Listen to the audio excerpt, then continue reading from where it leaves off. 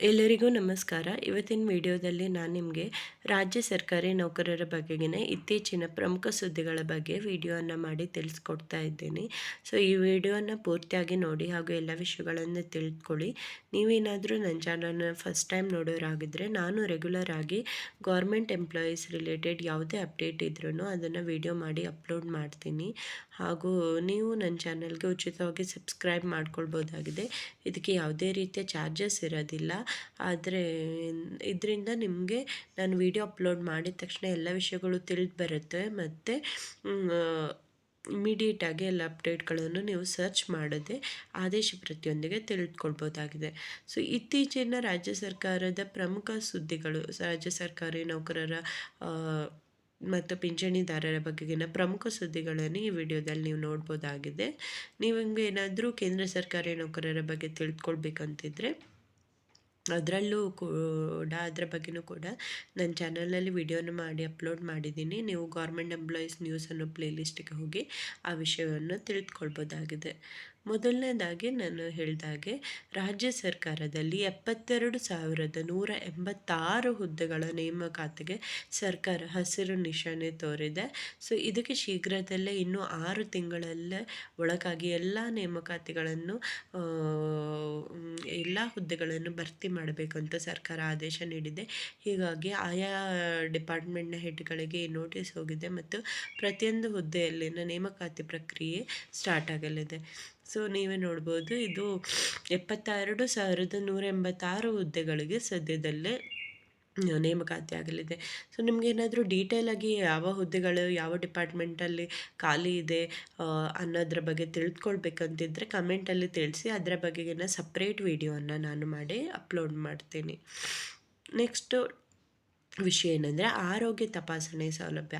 So ಕೇಂದ್ರ ಸರ್ಕಾರದ ರೀತಿಯಲ್ಲೇ ಕರ್ನಾಟಕವು ರಾಜ್ಯ ಸರ್ಕಾರಿ ನೌಕರರಿಗೆ ವಾರ್ಷಿಕವಾಗಿ ಪ್ರಿವೆಂಟಿವ್ ಹೆಲ್ತ್ ಚೆಕ್ ಸೌಲಭ್ಯವನ್ನು ಜಾರಿಗೆ ತರಲು ಕ್ರಮ ಕೈಗೊಳ್ಳಲಾಗುತ್ತಿದೆ.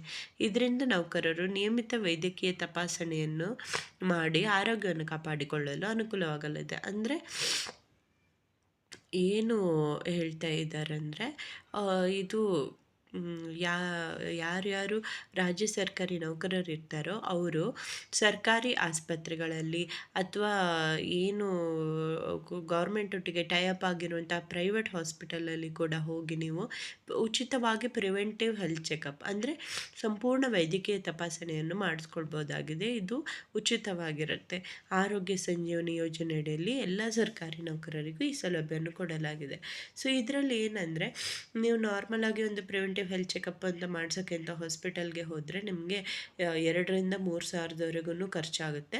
ಸೊ ಈ ಸೌಲಭ್ಯವನ್ನು ಉಚಿತವಾಗಿ ಸರ್ಕಾರಿ ನೌಕರರಿಗೆ ಕೊಡಲು ಗೌರ್ಮೆಂಟ್ ನಿರ್ಧಾರ ಮಾಡಿದೆ. ಸೊ ಇದರಿಂದನೂ ಹಲವಾರು ಜನರಿಗೆ ಹೆಲ್ಪ್ ಆಗಲಿದೆ. ನೆಕ್ಸ್ಟು ವಿಷಯ ಇದರ ಬಗ್ಗೆಯೂ ಕೂಡ ಏನಾದರೂ ಡೀಟೇಲಾಗಿ ತಿಳ್ಕೊಳ್ಬೇಕಂತಿದ್ರೆ ಕಮೆಂಟ್ ಮಾಡಿ ತಿಳಿಸಿ. ಯಾವ ಹಾಸ್ಪಿಟಲಲ್ಲಿ ಅಪ್ಲೈ ಮಾಡಬೇಕು, ಏನೇನು ಡಾಕ್ಯುಮೆಂಟ್ಸ್ ಬೇಕಾಗುತ್ತೆ ಅಥವಾ ಆ ಥರದ್ದು ಏನೇ ಇನ್ಫಾರ್ಮೇಷನ್ ಬೇಕಾದ್ರೂ ಕಮೆಂಟ್ ಮಾಡಿ ತಿಳಿಸಿ. ನಾನು ಅದ್ರ ಬಗ್ಗೆ ಸಪ್ರೇಟ್ ವಿಡಿಯೋದಲ್ಲೇ ತಿಳಿಸ್ಕೊಡ್ತೀನಿ. ನೆಕ್ಸ್ಟು ಟಾಪಿಕ್ ಏನಂದರೆ ಕೆಲಸದ ಸ್ಥಳದಲ್ಲಿ ಕಟ್ಟುನಿಟ್ಟಿನ ಶಿಸ್ತನ್ನು ಅಂತ. ಸೊ ಏನಂದರೆ ಸರ್ಕಾರಿ ಕಚೇರಿಗಳಲ್ಲಿ ಸಮಯ ಪಾಲನೆ ಹಾಗೂ ಶಿಸ್ತು ಕಾಪಾಡಲು ಸರ್ಕಾರ ಮಹತ್ವದ ನಿರ್ಧಾರವನ್ನು ಕೈಗೊಂಡಿದೆ. ಕಚೇರಿಗೆ ತಡವಾಗಿ ಬರುವ ಮತ್ತು ಗೈರು ಹಾಜರಾಗುವ ನೌಕರರಿಗೆ ಕಡಿವಾಣ ಹಾಕಲು ಕಚೇರಿಗಳಲ್ಲಿ ಡಿಜಿಟಲ್ ಲಾಕ್ ವ್ಯವಸ್ಥೆಯನ್ನು ತರಲಾಗಿದೆ. ಡಿಜಿಟಲ್ ಲಾಕ್ ಅಂದರೆ ಇವಾಗ ನೀವು ನೋಡ್ಬೋದು IT ಕಂಪನಿಗಳಲ್ಲೆಲ್ಲ ಹೇಗೆ ಲಾಗಿನ್ ಲಾಗೌಟ್ ಅಂತ ಸಿಸ್ಟಮ್ ಇರುತ್ತೆ. ನೀವು 9 ಗಂಟೆ ಅಂದರೆ 9 ಗಂಟೆಗೆ ಲಾಗಿನ್ ಆಗಬೇಕು, ಆಮೇಲೆ ಲಾಗೌಟ್ ಆಗಬೇಕು. ಸಂಜೆ 5 ಅಂದರೆ 5 ಗಂಟೆಗೆ ಲಾಗೌಟ್ ಆಗಬೇಕು, ಅದಕ್ಕಿಂತ ಮೊದಲು ಆಗಬಾರ್ದು. ಈ ಥರದ್ದು ಸಿಸ್ಟಮ್ ಇರುತ್ತೆ. ಮತ್ತು ನಿಮ್ಮ ID ಕಾರ್ಡನ್ನು ಸ್ವೈಪ್ ಮಾಡಿದಾಗ ಮಾತ್ರ ನಿಮಗೆ ಒಳಗೆ ಹೋಗೋಕ್ಕೆ ಅವಕಾಶ ಇರುತ್ತೆ. ಡಿಜಿಟಲ್ ಆಗಿ ಲಾಕ್ ಆಗಿಬಿಡುತ್ತೆ ಡೋರ್ಸು. ಇಂಥ ಸಿಸ್ಟಮ್ ಇರುತ್ತೆ. ಸೊ ಅದೇ ರೀತಿಯ ಸಿಸ್ಟಮನ್ನು ಗೌರ್ಮೆಂಟ್ ಆಫೀಸ್ಗಳಲ್ಲೂ ತರೋಕ್ಕೆ ಟ್ರೈ ಮಾಡ್ತಿದ್ದಾರೆ. ಯಾಕಂದರೆ ಇದರಿಂದಾಗಿ ಇಲ್ಲದಿದ್ದರೆ ಕೆಲವರು ಗೈರು ಹಾಜರಾಗೋದು ಅಥವಾ ಸಮಯಕ್ಕೆ ಸರಿಯಾಗಿ ಬರದೇ ಇರೋದು ಕಚೇರಿಗೆ, ಇದನ್ನೆಲ್ಲ ತಡಿಬೇಕು ಅನ್ನೋದಕ್ಕೋಸ್ಕರ ಈ ರೀತಿಯ ಸಿಸ್ಟಮನ್ನು ಅಳವಡಿಸ್ಕೊಳ್ಳೋಕ್ಕೆ ಜಾರಿ ಮಾಡ್ತಾ ಇದೆ ಸರ್ಕಾರ. ಸೊ ಇದು ರೀಸೆಂಟ್ ಅಪ್ಡೇಟ್ಸ್ ಆಗಿದೆ.